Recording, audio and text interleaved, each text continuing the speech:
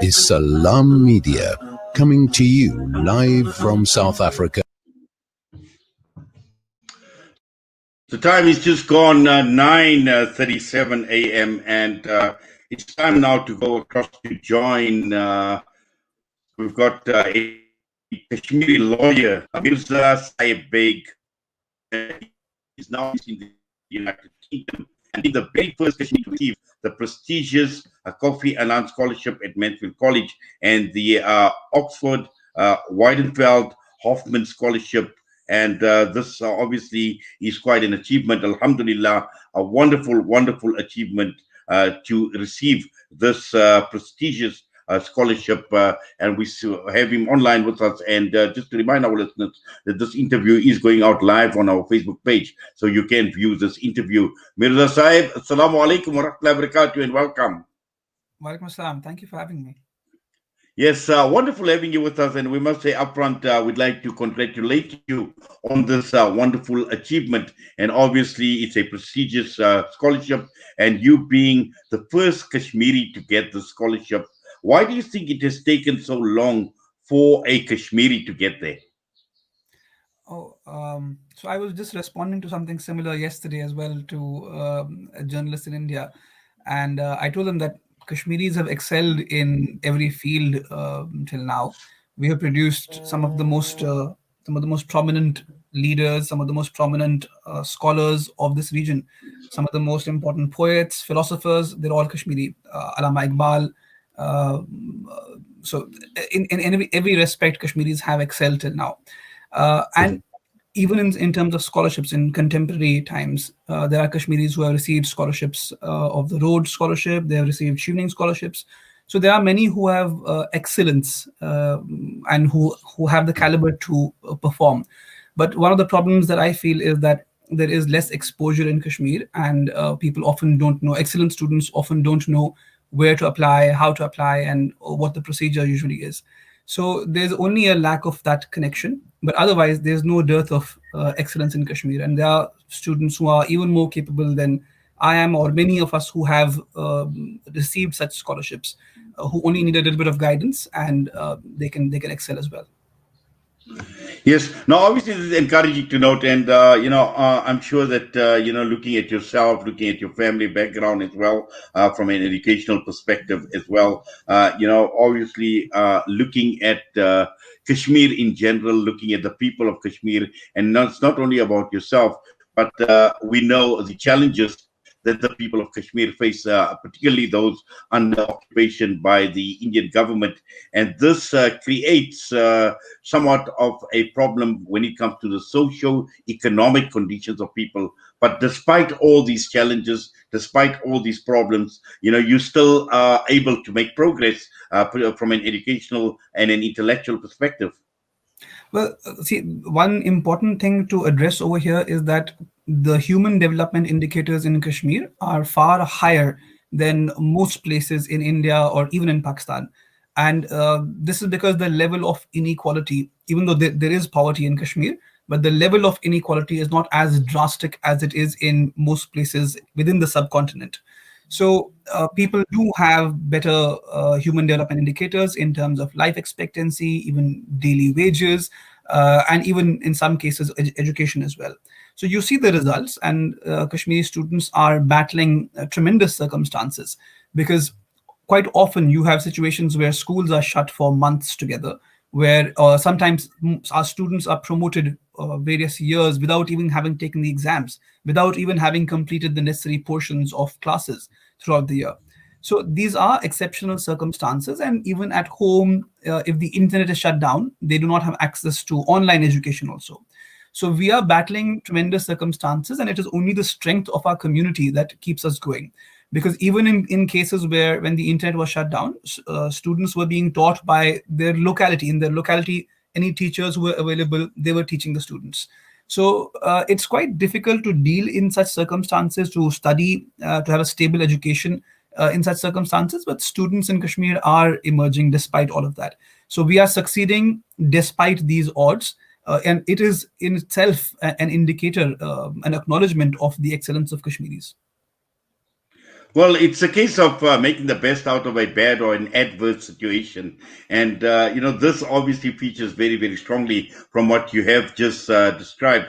Now, looking at yourself and your aspirations, now that you've got the scholarships, what does this actually mean for you in terms of meeting your aspirations and what you set out to do in life? Well, I am a lawyer by profession. I've practiced as a lawyer for some years before I did my master's in law, and now I'm doing a public policy degree.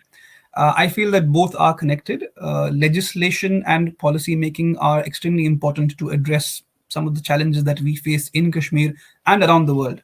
One of the really important things that I wanted to gain from this course was exposure to similar struggles around the world and how different people, different leaders, and different leaderships are dealing with those challenges. So, in my class over here, I have students from whom I am learning, for example, the state enforced disappearances in Egypt, or the resistance in Palestine, or about self determination struggles around the world. And I see that there is a similar structure of oppression, and there's also a similar structure of resistance in struggles around the world, because oppression anywhere in the world looks similar. And while the tools of oppression have been shared, in one of my conversations with a Brazilian student over here, I was learning about how Bolsonaro in Brazil, the authoritarian measures that he has adopted, they seem very similar to what Modi has done in India. So you can see that there are parallels of structures of oppression, but the tools of resistance are not shared very well. So it is important for people who resist also to network and understand what succeeded in different struggles and what did not succeed in different struggles. Just yesterday, I was talking to a Mexican classmate of mine, and we were discussing the Zapatista movement. January the 1st, I think, is the anniversary of the Zapatista movement, when they launched an offensive against their state in 1994. And the movement has largely not been successful. Some would argue that it never intended to be that successful, but it's debatable. But some people feel that they could have changed things or devised different strategies. So it's important to learn why these struggles around the world did not succeed and what has worked and how people have resisted. Because when you talk about Kashmir, there is oppression present in society, and it's important for people to identify new means that we can use by which we can continue resisting and also live, because that's important. We have to continue our education. We have to continue our sustenance, because if you only resist and don't focus on the other aspects, we lose out on a generation. And this has happened in the past. There have been many instances where, because of conflict in Kashmir, because of the prevailing situation over there, the schools have been absolutely shut down and students have suffered, their education has suffered. These students then, when they go on to compete in national and international exams, they will be at a disadvantage because they have been through an unstable education where they haven't had the full opportunity to grow by through the system of that education. Whereas other students who are either outside India, anywhere in the world, or outside Kashmir, even Indian students, they have never faced that kind of lived experience. They have never had to deal with conflict. They have only understood conflict from an academic perspective in their books, if at all they even engage that much. So the conflict that we undergo in Kashmir, it consumes us. It consumes us mentally, and of course, we see it. We see the effects of it everywhere in Kashmir. So one of the most important things that I wanted to learn in the MPP course was how different struggles have worked around similar oppression and similar hurdles. But apart from that, it's a course where we are taught policy making and legislation. Both are interconnected, and in addition to other concepts of politics, of economics, philosophy, law, and these are areas where I have most of my interest in. That's why I decided to pick this course. Well, Mirza Sahib, I'm actually very, very intrigued and I'm actually fascinated by what you're saying at this point in time, and particularly in terms of the exposure that you have at this point in time to reach out to people from right across the world. And you mentioned the examples of Brazil and Mexico. And in many instances, when we're talking about policy, when we're talking about even just general awareness in terms of struggles across the world, in terms of oppression and what we see taking place. And sometimes we think that, there are people that don't appreciate what others are actually going through. And I suppose for you in your position and with the scholarship that you have received, it's going to give you the exposure, but at the same time giving you the opportunity of obviously the Kashmiri narrative and the situation on the ground, what Kashmir has been going through, and possibly giving you that opportunity to take this message to your fellow, to your peers, to your colleagues, to the other students that are there as well, so that they can appreciate what the situation is at this point in time and what the global political dynamics that are playing out when we're talking about abuse, when you're talking about injustice, when we're talking about oppression against humanity at large.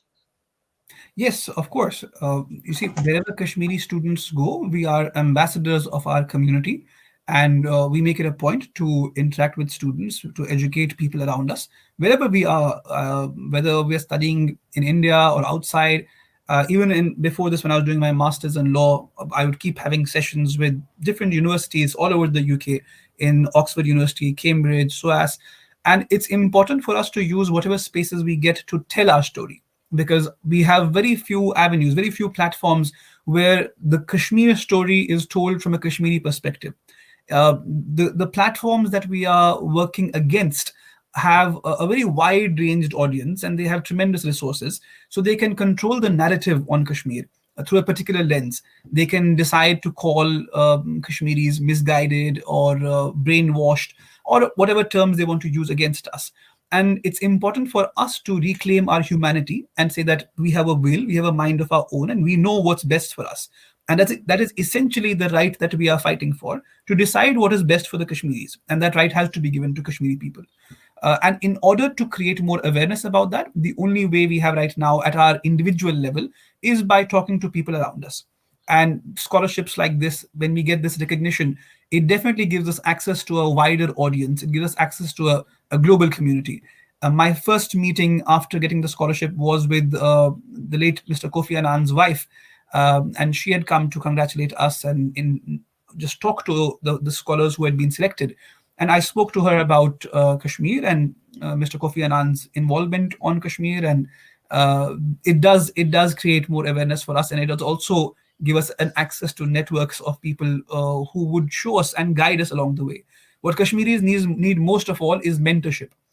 We have the passion, we have the drive and the commitment. We want to dedicate our lives towards working on betterment of our society, because that is the one thought that consumes all of us. It is the one thing that every Kashmiri is passionate about. But what we need most of all is mentorship and guidance from there on. So all those necessary ingredients of creating diligent researchers, diligent professionals who can truly contribute to our society, all those necessary ingredients are there, except one of exposure and mentorship. And I'm also hoping that with the training that I receive over here, with the exposure that I receive over here, I intend to pass it on to others, just like I received it from others before me. I did not come to know of these things absolutely on my own. I spoke to people who knew, and they guided me. And it's the responsibility of this privilege is now upon me to guide others after me. And I hope I'll be able to do that successfully.